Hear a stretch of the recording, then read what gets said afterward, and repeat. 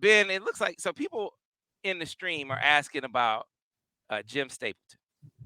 All right, that name keeps coming up, and I guess the reason it came up today is John Bacon was on the Columbus radio and kind of talked about Really? Jim Stapleton and his. I haven't heard the interview. What I'm reading is that he mentioned Jim Stapleton's presence on the infractions committee, NCAA infractions committee. Now he's a Michigan alum. He's former regent at Eastern Michigan. Have seen him around for years. I know he is. He has a lot of friends in Michigan athletics and Michigan football, um, and has had varying levels of influence over time. I know he was a big Brady Hoke guy.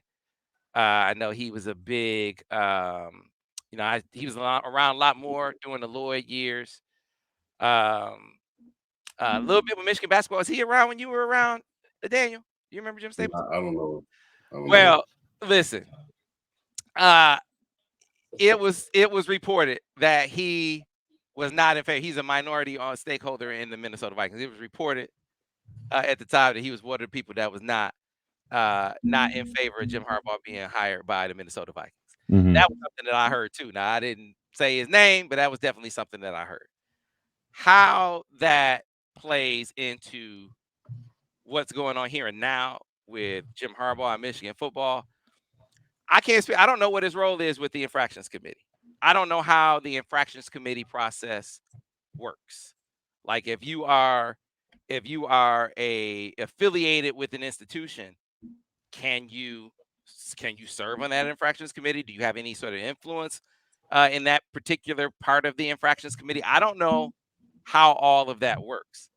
What I can say is I've seen some leaps be made, right? That because the perception is that he is not a hardball guy, that somehow, some way he is wielding influence to make life hard or get Harbaugh out, and this is what this is all about with the NCAA chasing him right now. That he is, there's a faction that wants Jim out of Michigan and stuff, and he is kind of the ringleader. Out, you people start seeing the flying saucers and the things circling around. What I can tell you So you're is, saying it's an inside job?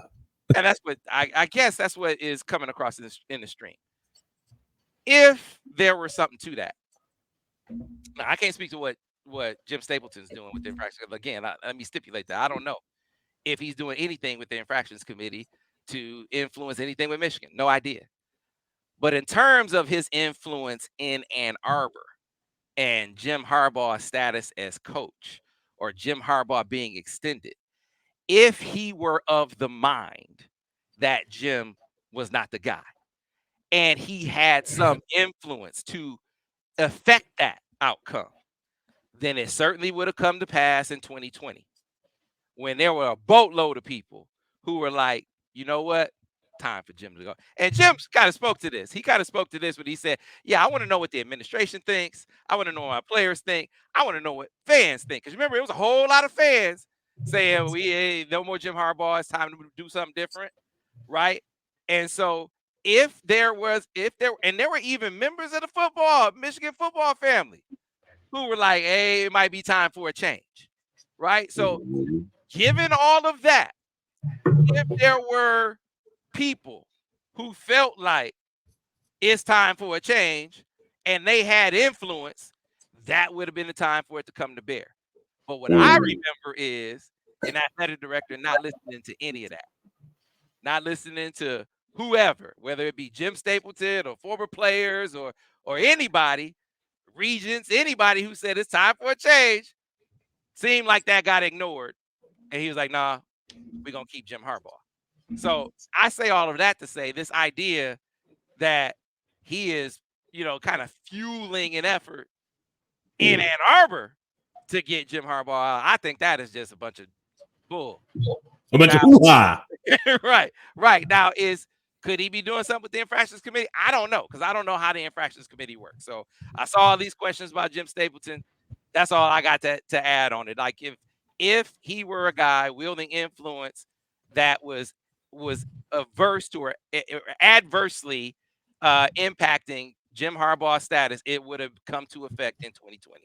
when there were a lot of people, there was a receptiveness to that idea. And Man, who was on that train? What you saying? No. Oh, you didn't catch me on that train. Not at all. And nor did you catch Ward Manuel on that train either, because I seem to remember him not listening to any of that. So yeah, they like to slander Ward. I don't know why. I think it's because Ward don't come out and really defend himself. So it's like you can pretty much say what you want. He just like, man, I don't care what y'all talking about. But at some point, I think he should, care a little bit about the public opinion, I guess, in some ways, because perception is reality. Right, and you don't want all these fake perceptions out there to turn into your reality, in my opinion. So yeah, I definitely would say that. I definitely would say that. Like, hey, wait, hold up. Like, hold up, wait a minute. Hey, man, I got all these people who are saying that I don't want Jim. Wait, I remember when y'all didn't want Jim. Yeah, y'all the ones didn't want Jim. Y'all the ones didn't. Remember, y'all wanted me out because I didn't want to get rid of Jim. Right. And I remember my neck being on the chopping block next to his. Say, okay, we riding together. They got a double barrel. You can keep him if you want to, but just know if it don't work, it's not gonna just be him, right? So, let's not forget history. Let us not forget. Now, Ward is the guy that came to Michigan from New Orleans and basically never left except when he went to UConn, right? Like, but he's like like this guy still walks campus with 2 straps like Sam in a backpack.